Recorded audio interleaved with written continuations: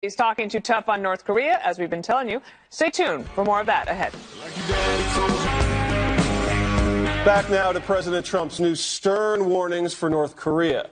The president's been receiving pushback from some critics, like former National Security Advisor Susan Rice, who don't like this tough talk aimed at Kim Jong-un. Preemptive war, if one were actually thinking of executing that, would be catastrophic. President Trump's initial threat was tied to not an attack on the United States, which of course we need to be very clear about, but Kim Jong-un making another provocative statement or threat, which is almost inevitable. So we need to be very measured, very careful, very planned in our rhetoric. Mr. Trump has this to say to her and others. If somebody else uttered the exact same words that I uttered, they'd say, what a great statement, what a wonderful statement. They're only doing it, but I will tell you, we have tens of millions of people in this country that are so happy with what I'm saying, because they're saying, finally, we have a president that's sticking up for our nation and, frankly, sticking up for our friends and our allies. And Rush Limbaugh certainly supports that. Now, members of Congress are worried that his blunt and provocative warning to North Korea could lead to war. What does this mean? It means that wimpism has taken over the Washington establishment, that wussism and wimpism and pajama boyism has taken over. North Korea is a zit on the butt of a pig, and there's no reason to be afraid of it. Would we run around acting afraid of a zit on a pig? Colorful language from Rush Limbaugh, Gutfeld. So let's just game plan this out. If President Obama had threatened North Korea with fire and fury, I bet Pajama Boy leap off the couch, say this is the greatest statement ever by an American commander-in-chief. It's possible, but first I want to address the 1,000 people on Twitter asking me about my glasses. I have pink eye. I had it last night. I have to wear glasses for 7 days. Okay, you kids on Twitter. Now, stop making fun of my beautiful glasses. By the way, my wife picked them out. I think they're lovely. They're very good. Okay, now to the serious stuff. I get the sense that the media fears Trump more than North Korea. And they also fear Donald Trump being right. I think it bothers them that at times that they have to sit there and go, well, maybe I was a little harsh. Susan Rice wrote a piece in the New York Times in which she described Kim Jong-un's language as colorful, but Trump's as dangerous. Right. So it's an interesting thing. They have to settle down and get used to the fact that this is how he operates, and this is how he negotiates, and this is the language that he uses, and relax. And Rush is right. You're talking about 25 people in a dark prison. That's North Korea. It's a very tiny. Yeah, it's actually 180,000 people they estimate in the prison camps. Can I say one thing quickly ahead. about that? Susan Rice and James Clapper and John Brennan can go away. They can absolutely go away. Yeah. They are no longer in power. Their opinions are no longer required. They can go away. They are not helping. How would President Obama like it if Louis Freeh and John Ashcroft were floating around their banjo-happy ideas and slapping out diplomatic tunes on Sunday talk shows? Come on, go away. Mo, address that, because the Obama people did not have a lot of success all over the world, but specifically with North Korea. And then for Susan Rice, who has very little credibility at this point, to come out and criticize President Trump for mishandling a threat that her administration dumped in his lap is a little irresponsible. Well, everyone has the right to their opinion. Sure. Right? And I disagree, Mo. I don't think that there were a lot of people who didn't support President Obama who were clear about their opinion while he was in office. And so she has the right to voice hers. I've got mine, right? And my opinion is that this president, with the way he is escalating the rhetoric, makes me a little bit nervous, right? I disagree with Rush. North Korea is a zit on a pig that has a nuclear weapon now. Right? We can talk about how we got there. Or maybe 60 of them. Or maybe 60 of them. We can talk about how we got there. Right? And I think every administration leading up to this one bears responsibility for that. Democrat and Republican. 100%. But escalating a war of words with a person who thrives on that. I just don't know if that's the right way. I hope there is a multifaceted strategy here.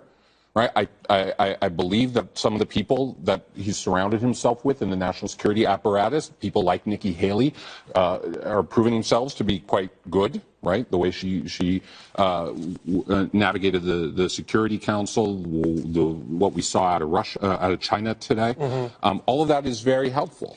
But when the president continues to escalate the rhetoric the way he did, not only with North Korea, but tossing out there cavalierly today the notion of military action against Venezuela. I love that. I love. Can I tell you why? I'm so sorry, Dana. Okay. There are two things that you hear the phrase "good cop, bad cop." In this case, you have a lot of good cops and a bad cop. You have Trump, and then you have Haley, Kelly, Pence, Mattis. So he's, this is a strategic way of talking. The Venezuela thing is to say to the world that we can handle North Korea with one hand and do stuff on the other. It's saying that it's saying that this is not North Korea is a priority, but we got other stuff to deal with. I think it's a psychological trick. It's a persuasive trick to say, don't worry about it. We got it covered. I just don't. Closing argument, Ms. Perino. Well, I'll just talk about Venezuela then, because if the regime in Venezuela gets nervous and backs off and of hurting innocent people, that wouldn't be necessarily a bad thing. I don't think for a second the president is actually contemplating military action in Venezuela, but if they're worried that he would, that's fine. However, should he, and I'd be for it, because I got that label, right, the neocon label, but I was criticized for that so heavily during the campaign by Trump supporters, when now I'm like, oh, actually, I'm for that. And so when you become president, things look a lot different on the inside. You get those briefings. And the reason I think that we're just going to have to trust him. He's the president that we have. So the concern about rhetoric, he's the one that you have. And so he does not want nuclear war. He knows his ultimate responsibility. The most solemn obligation is to protect the United States of America and its citizens. And he is doing that, and he will do that in his own way. He is surrounded by really good people that have been dealing with crises their entire life. Maybe not one just quite like this. And it's perhaps why you have this poll that says 82% of Americans fear nuclear war with North Korea. I think that's a healthy fear as long as it doesn't get in the way of your daily life. We're going to have to trust the president. And I think that he hasn't given us any reason not to. And the president spoke to the leader of Guam today, and we have some new tape for you. Let's hear that. Good morning. It's great to speak to you, and I just wanted to pay my respect. And we are with you 1,000%. You are safe. We are with you 1,000%. And I wanted to call you and say hello. How are you? Mr. President, as the governor of Guam, representing the people of Guam, and as an American citizen, I have never felt more safe or so confident with you at the helm. So with all the criticism going on over there from a guy that's being targeted, we need a president like you. So I'm just so thankful, and I'm glad you're holding the helm, sir. They're not going to have to leak that transcript. There it is. He'll show you. Well, next we delve into yet another PC controversy. We'll tell you about that drop.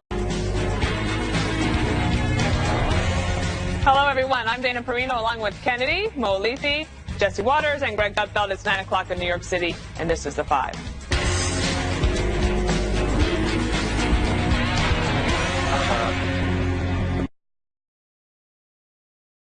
From fire and fury to locked and loaded, President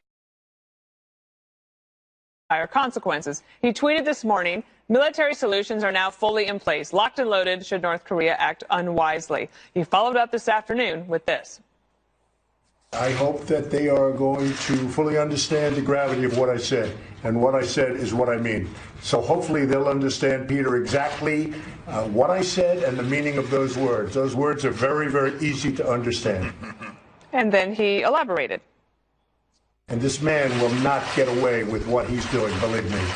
And if he utters one threat in the form of an overt threat, which, by the way, he has been uttering for years, and his family has been uttering for years, or if he does anything with respect to Guam or any place else that's an American territory or an American ally, he will truly regret it, and he will regret it fast.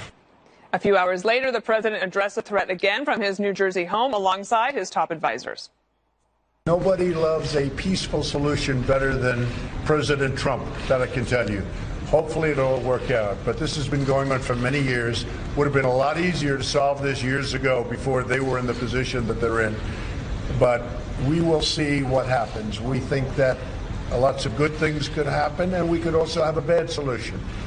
But we think lots of good things can happen. And if anything happens to Guam, there's going to be big, big trouble in North Korea.